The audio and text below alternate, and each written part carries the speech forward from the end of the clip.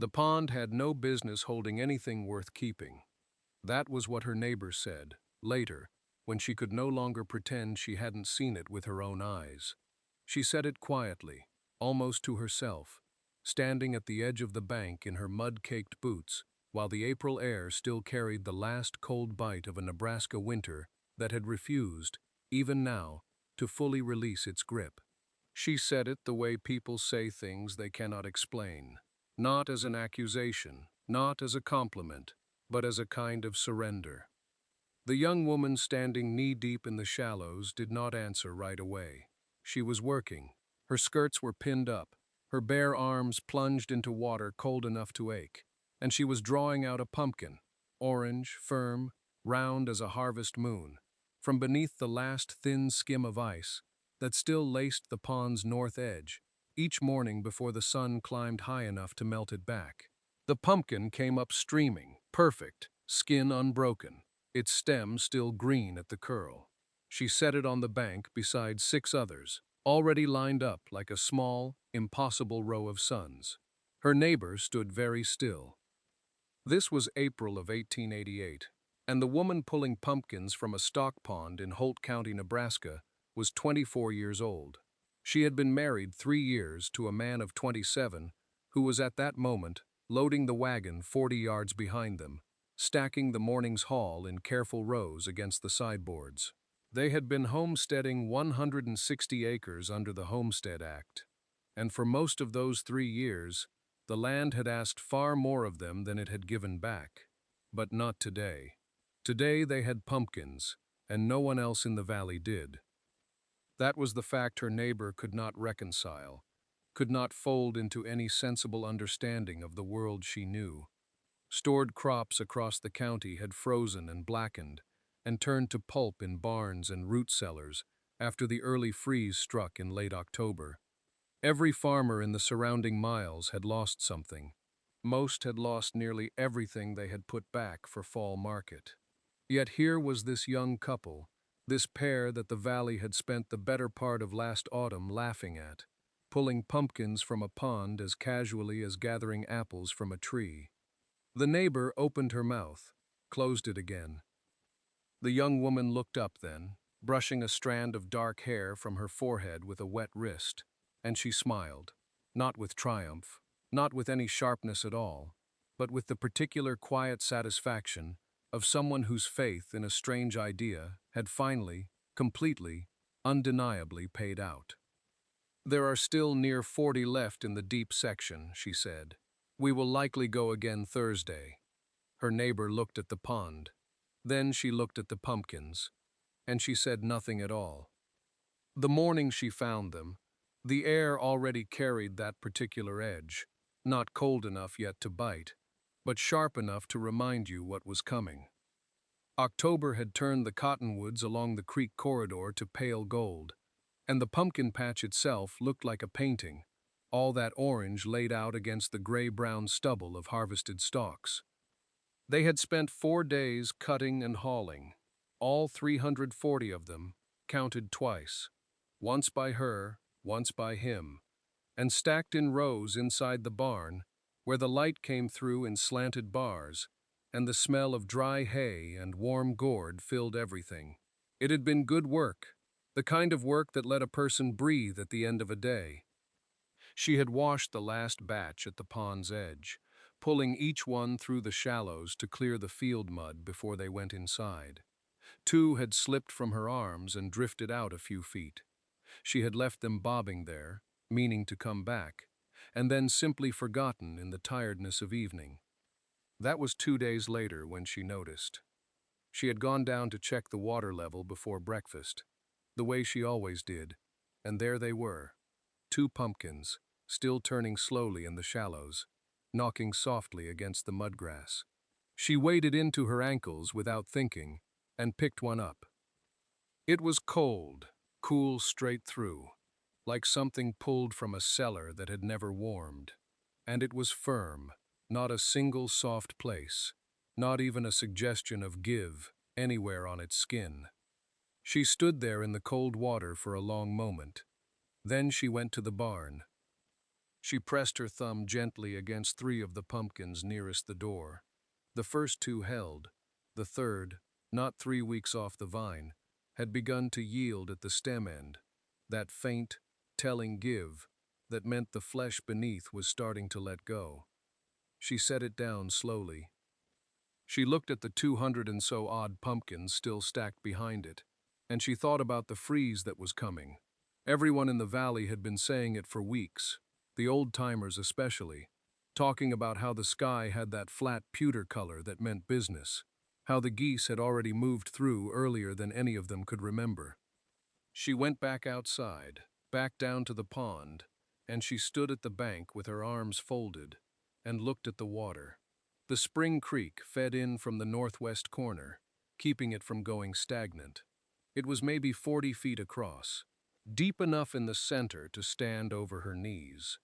She was still standing there when she heard his boots in the grass behind her. "You have that look," he said. She turned. He was carrying his coffee cup, steam curling off it in the cool morning air, watching her with the easy patience she had come to count on more than almost anything else. "I have an idea," she said. He set his coffee cup down on the fence post and listened. She told him everything, the soft pumpkin in the barn, the ones she had washed in the shallows weeks ago that had stayed cool and firm long after the others began to turn, the way the water held its temperature longer than any root cellar she had ever known, fed from the ground up through that northwest spring creek. She told him she wanted to float them, all of them, every last one of the 340 pumpkins stacked in that barn, out onto the pond, tethered so they would not drift and pile against each other and bruise. He did not say anything for a long moment. She watched him look at the water, then back at the barn, then at the sky, that flat pewter sky the old-timers kept pointing at, and she could see the arithmetic moving behind his eyes. "Every one," he finally said. "Every one," she said. He picked up his coffee cup. He drank. She waited, because she had learned that waiting was the kindest thing she could do when he was working something out. By the time he went inside for supper, he had not said yes, and he had not said no, and she slept that night, with the question still unresolved between them like an open door. But in the morning, he was already at the pond bank when she came out, driving the first willow stake into the soft earth with the back of the hatchet. They worked 2 full days. He cut willow branches from the stand along the creek and sharpened them into stakes, driving them every 4 feet around the bank's edge. She measured and cut lengths of hemp rope from the coil in the barn, tying a loose loop at each end, one for the stake, one for the pumpkin stem, just snug enough to hold without bruising the skin. They developed a rhythm without discussing it, the way you do after 3 years of working the same ground with the same person. He drove stakes. She cut rope. Together, they carried the pumpkins down from the barn in the wheelbarrow, 2 loads at a time, and waded into their shins in the cold water to set each one out. The pumpkins floated beautifully. That was the thing she had not quite anticipated. How naturally they took to the water, riding high and orange and unbothered, as though they had always belonged there. By the afternoon of the second day, the pond was covered. 340 pumpkins, in loose rows, each one tethered to its willow stake with a length of hemp rope, moving gently in the small wind that came down from the northwest. From the bank it looked improbable and a little magnificent, like something from a dream someone sensible would be embarrassed to admit to having. She stood beside him, her boots still wet, her shoulders aching in a way that felt like it meant something. "Now we wait," he said. The Hendersons came on a Thursday morning in late March, when the last of the snow was pulling back from the south-facing slopes, and the mud on the wagon road ran deep enough to swallow a boot heel. She saw them from the kitchen window first, their wagon coming slow up the track, the husband holding the reins with the careful posture of a man who has rehearsed what he means to say and is not entirely certain he remembers it. His wife sat beside him with her hands folded in her lap, which was not how she usually sat. Usually she rode with her arms crossed and her chin forward, the way she had the day she'd stood at the pond bank and said, loud enough to carry, that some people had more pumpkins than sense. He was already outside by the time the wagon stopped. She came out behind him, drying her hands on her apron, and they stood together in the yard and waited. The Henderson husband climbed down first. He was a broad man, thick through the shoulders, not given to softness in his expression. But something had gone out of him over the winter. She could see it in the way he held his hat, not on his head, but in both hands, turning the brim slowly. "Lost near everything in the freeze," he said. "You'll have heard." He wasn't asking. The whole county had heard. Their stored pumpkins had gone to black mush inside 3 days of that October frost. The root cellar had held some of the potatoes, but not enough. The winter had been long, and the market in Atkinson had been merciless to anyone, with nothing left to sell. His wife stayed on the wagon seat. She looked at the pond, where the last few dozen pumpkins still rode the water, orange against the gray-green surface, patient as ever. She didn't say anything, but her expression was not the same one she'd worn in October. October had been amusement. This was something harder to look at. "We heard you've still got some," the Henderson husband said. "We'd pay fair, whatever you're asking in town." There was a silence of maybe 4 seconds. It was not a comfortable silence. It held October in it. The laughter, the shaken heads, the word foolish carried on the wind from across the fence line. She felt her husband's arm brush against hers. Not a signal exactly, just the fact of him being there. The thing was, she understood loss. She had come to this county with $70 and a seed catalog, and the particular faith of someone who has no margin for doubt. She knew what it felt like to stand in a field and watch a season turn against you. She knew it in her hands and in the back of her throat. The Henderson wife finally looked down from the wagon seat and met her eyes. It was the looking down that decided it. "We have some left," she said. "Come see what's on the water." The Henderson wagon had not yet reached the road again before she turned and walked back to the pond's edge. She stood there looking at the orange shapes moving slowly in the gray October light, and she did something she would not have permitted herself in front of company. She counted them. Not because she needed the number, she knew the number, 340. She counted because the counting settled something in her chest that the conversation had unsettled. He came up beside her. Neither of them spoke for a moment. "They'll talk," he said finally. "They already are," she said. They had been at it since the second morning after the floating. It was the Henderson boy who saw it first. He was cutting across the north fence line on his way to Atkinson and stopped his horse at the top of the rise. She had been on her knees near the willow stakes, checking the hemp knots, and she heard the sound before she understood it. Laughter, high and startled, the kind that comes before a person can decide whether to be polite. The boy was still laughing when his horse carried him down the hill toward the road. By the time they reached Atkinson themselves 2 days later, it had already arrived ahead of them. She heard it at the dry goods counter, a pause in conversation, a half-hidden smile passed between two women she barely knew. He heard it worse at the feed store.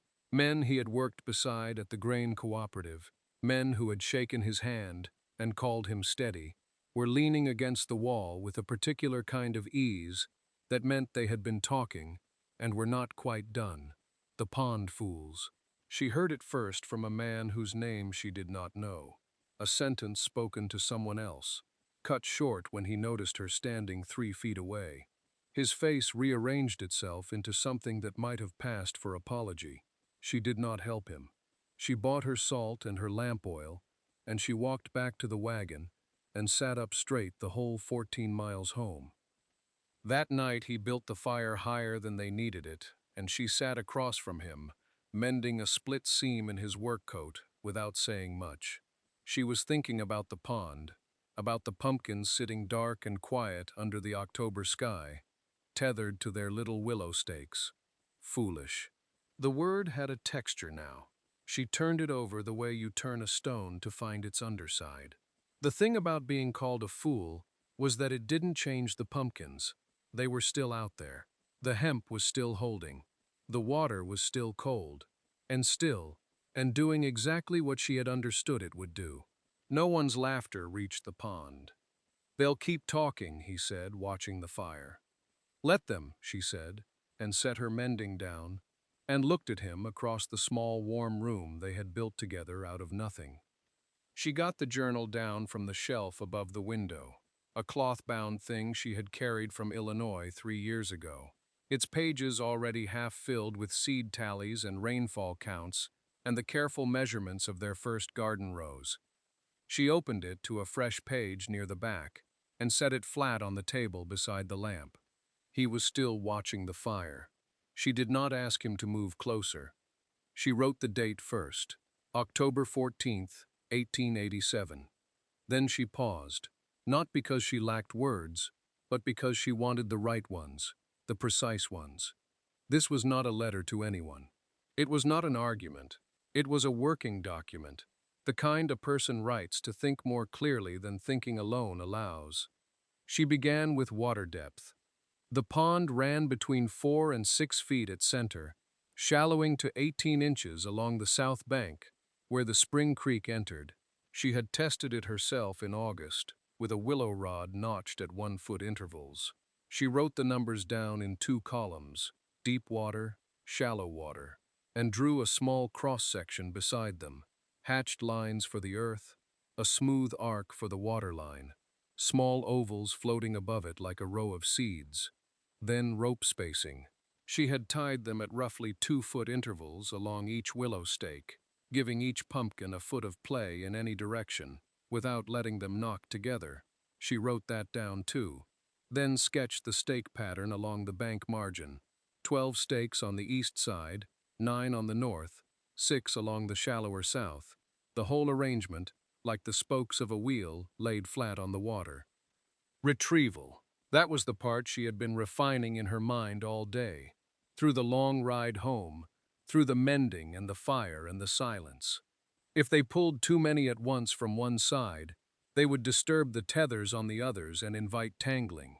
She calculated in the margin, batches of 15, working east to west, giving the water time to settle between trips. She drew the path of it with small arrows. She did not hear him get up from his chair. She felt him before she saw him, the warmth of him at her shoulder, the slight lean of his weight as he read. She kept writing. The lamp threw both their shadows long across the table and up the far wall, one shadow bending over the other, the way willow branches bend toward water. He read for a long while. She finished a sentence about the daily ice-breaking rotation she had already begun planning for. A wooden mallet, not an axe, to avoid cracking the rinds along the surface. She thought that was probably right. She wrote it down as if she were certain. His hand came down over hers, not to stop her, just to hold it there against the page. Her figures, her margins, her small, precise arrows pointing forward into a winter none of them could yet see. The cold came in the night, and it came like a door slamming shut on autumn. She woke to silence first, the particular silence of a world gone still under weight. No wind, no creak sound, no creak of the barn settling. She lay listening to that absence, and knew before she reached the window. Outside, the world was white. Not the gentle white of an early frost that burns off by mid-morning.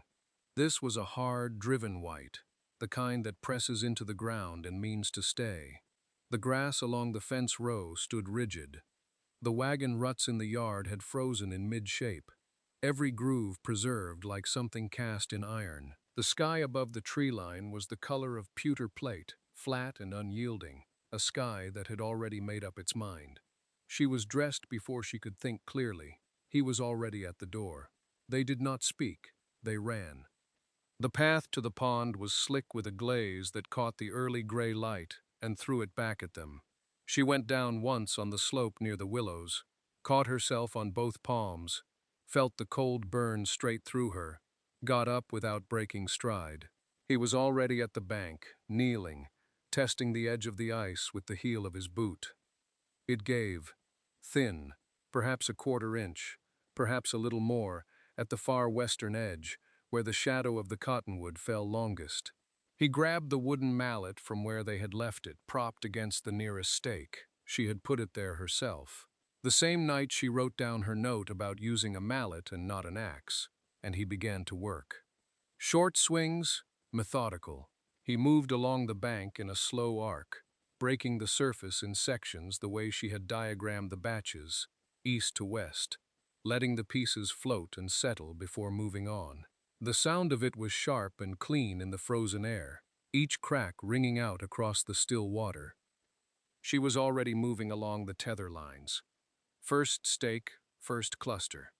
She pressed her hand flat against the nearest pumpkin and felt the firm, cool give of it, unchanged. She pressed harder. Solid. She moved to the next cluster. Solid. The third. The fourth. She worked east to west behind him, her breath coming in quick white clouds, her fingers numbing fast, checking each rope, each rind, each knot that held them in their careful spacing. All intact. She counted under her breath, not the full 340. There was no time for that. But enough. Enough to know. The water, cold as it was, had kept itself above freezing at depth, the earth below, holding its temperature like a long, slow exhale. The pumpkins rode the broken surface with the same unhurried buoyancy they had worn since October, bright orange against the dark water, steam, rising faintly now, where the broken ice let the air meet the warmth beneath. She reached the last stake and turned. He looked at her from across the broken water, and she looked back. Neither of them spoke. There was nothing that needed saying just then. The pumpkins were there, whole and bright and waiting, and that was the entire argument. By the time March loosened its grip enough to make the road to Atkinson passable, the mud was deep, but the wagon held. He had spent 2 days in February repacking the wheel hubs, laying in fresh grease he had bartered from a passing freighter, tightening the reach bolt until the frame sat square. She had sewn a canvas cover from 2 old feed sacks stitched lengthwise, heavy enough to hold out a late frost, light enough to lift without ceremony. They loaded 60 pumpkins in the gray pre-dawn, working quietly, cradling each one from the water to the wagon bed, the way you carry something you have kept faith with for a long time. The team, their 2 draft horses, patient and steady, stamped once against the cold and then stood still. 14 miles to Atkinson. The road ran east, through a low corridor of cottonwood and bare elm, the fields on either side gray and flat and stripped clean. They passed the Heller homestead first, then the Aldrich place. Both farmyards were quiet in a way that was more than winter quiet. It was the quiet of reduction, of something subtracted. The Aldrich barn roof had a dark sag to it she had not seen before. She watched it from the wagon seat and said nothing. They reached the market square just past 9 in the morning. She heard it before she fully understood it. The change in the air, the shift of attention that moves through a crowd the way a wind moves through dry grass. Men who had been leaning against posts straightened. A woman holding a market basket stopped walking. Someone said something to someone else, and then there were 4 people beside the wagon, then 6, then more, all of them looking at the canvas she was lifting back, all of them looking at the color beneath it, that undiminished, impossible orange that had no business being here in March, that belonged to October and was not supposed to exist anymore. One man asked the price before he even asked the quantity. A second man asked if they had more. A third simply began counting what was visible. She set the canvas aside entirely and stood up in the wagon bed, getting her balance, looking out at the bare stalls around the square. Every vendor table that had held autumn harvest in October now empty. Nothing left but a few dried gourds and winter turnips. The contrast was not subtle. It was stark and complete, and it told the story without a single word from either of them. He had not yet unhitched the team. She looked down at him from the wagon bed, and he looked up at her. And the number, $47, the number they had carried all winter like a stone in a coat pocket, felt, for the first time, like something they might actually put down. The morning after the first hard freeze, he was out before light. She heard him pull on his boots at the foot of the bed, heard the door latch, heard nothing after that. Only the particular silence of a November morning that has decided to mean something. She lay still for a moment, then rose and followed. The pond had a skin of ice along the north edge, perhaps an inch thick, pale and opaque in the gray early light. He was already there with the wooden mallet, working methodically from the bank, cracking the sheet in slow, careful arcs so the pieces folded under rather than rode up against the gourds. She watched him from the top of the bank, her breath coming in small, even clouds. The pumpkins were still there, every last one of them, pressing gently against the ropes, orange against black water, entirely untroubled. Neither of them said anything about it. They went inside and ate. He went out to the stock. She started mending the collar harness that had needed attention for 2 weeks. Ordinary things, done in ordinary order, because the day required it. The losses across the valley came out slowly, the way bad news always does on the frontier, not announced but discovered, one quiet admission at a time. The family to the north had built their root cellar into a slope that drained poorly. The freeze and melt cycles through November worked water under the floorboards and back out again, carrying with it everything that had been laid in neat rows. Their stored squash went black from the bottom up. By early December, they had lost most of what they had counted on to carry them through to planting. The family along the East Creek had fared worse in a different way. A warm spell in mid-November had softened their piled pumpkins just enough. Then the hard freeze that followed took what the warmth had started. They lost better than 2/3. The third family said little publicly, but she heard it from the woman herself at the general store in Atkinson, said quietly, without bitterness, while measuring out flour. They had nothing left worth selling. They would make it through, she believed, but there would be nothing for market and nothing for seed until they could arrange otherwise. She listened and said she was sorry to hear it and meant it. She did not mention the pond. She did not mention the ropes or the mallet or the ice she helped break every single morning before the light came fully up. She bought her own flour and her own thread and walked out to the wagon and sat beside him for the 14 miles home. He asked after a while how the woman had seemed. Steady, she told him, honest about it. He nodded once and watched the road. The mallet was already in its place behind the seat, ready for morning. The first week of April came in soft.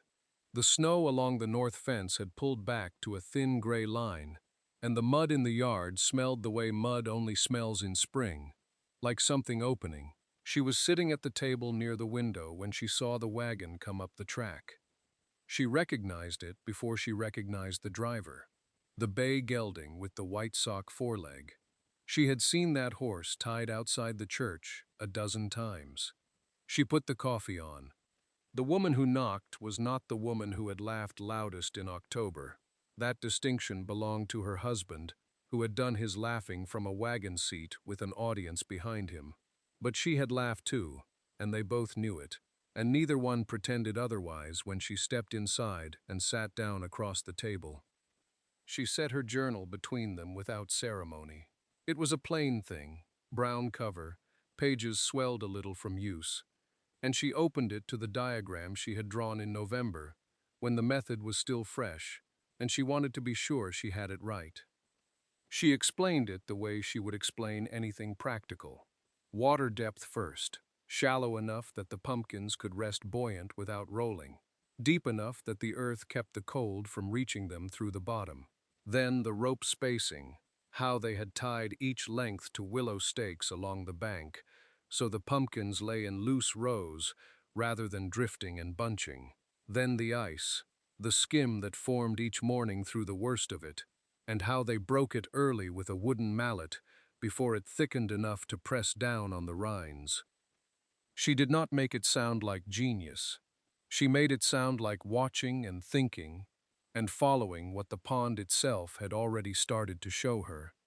The woman across the table listened, the way a person listens when the information is not merely interesting but necessary. Her pen moved once or twice. She had brought her own small notebook, and she asked two questions, both practical, both good. She answered them straight. When the coffee was gone, neither of them mentioned October. There was nothing to gain from it, and neither of them was built for the kind of pride that needs to be seen winning. What she felt instead was quieter than pride. It was closer to relief, not her own, but the other woman's, which she could see plainly in the set of her shoulders as she stood to leave. The stiffness that had come in with her was gone. She tucked her notebook under her arm and thanked her simply. She walked her out to the wagon and watched the bay gelding pick its way back down the track, and then she went inside to where the journal still lay open on the table. She closed the journal and set it beside the window where the afternoon light could reach it, and then she went down to the pond.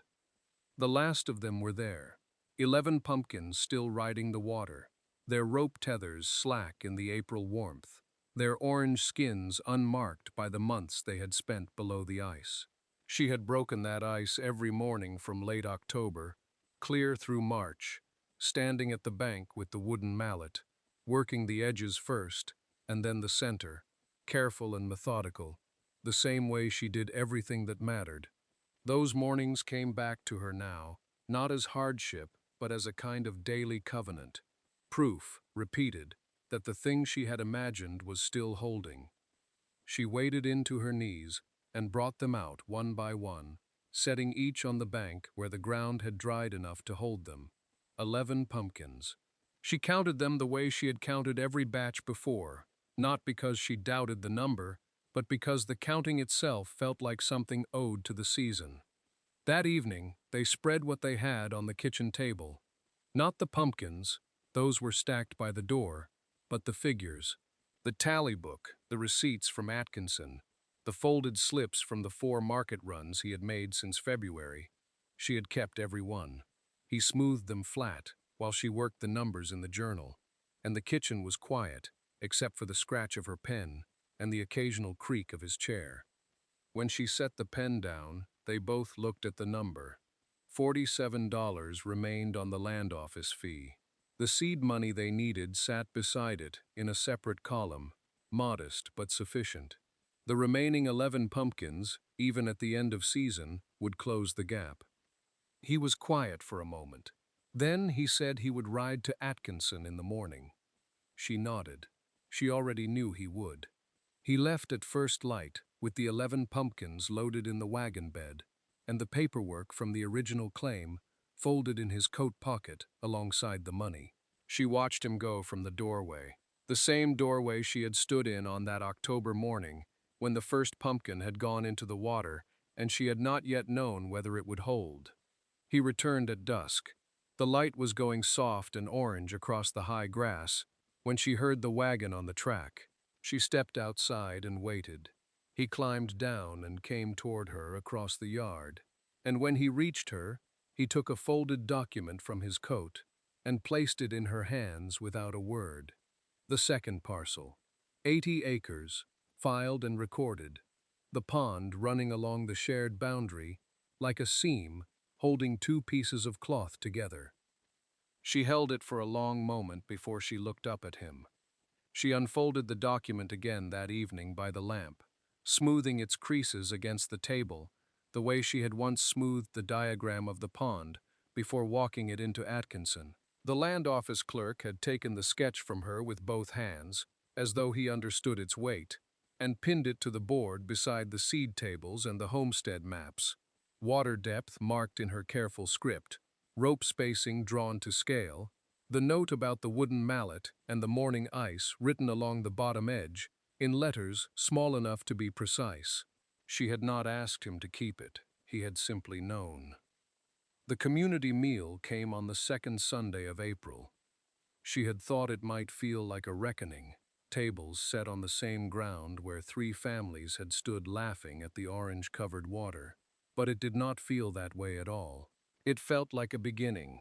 They carried the plank table from inside and set it in the yard, and the neighbors came with bread and salt pork and jars of preserved plum, and she brought out 3 large pumpkins, still firm from the pond, and cut them open in the morning light. The flesh was deep and even-colored, unchanged by the months in the cold water, sweet the way October had left them.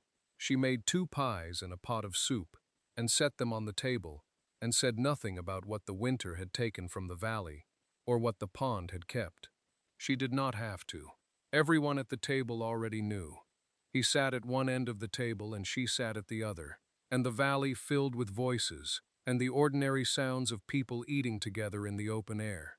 At some point, one of the neighboring men said, quietly and without ceremony, that he planned to dig his own pond in the fall.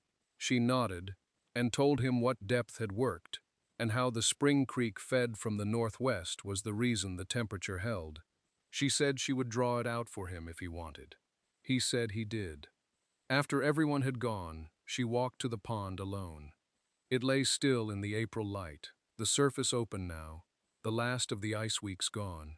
The willow stakes stood along the bank where they had driven them in October, weathered and leaning slightly, but holding. The hemp lines were still threaded between them, slack and empty, waiting for whatever the next harvest would ask of them. She stood at the edge for a long time. She thought about the first pumpkin going in, the soft splash, the doubt, the quiet understanding that had moved between the two of them, without either one speaking it aloud. Cold water and orange gourds. That was all. And the willingness to trust each other when no one else would. She turned and walked back toward the light in the window.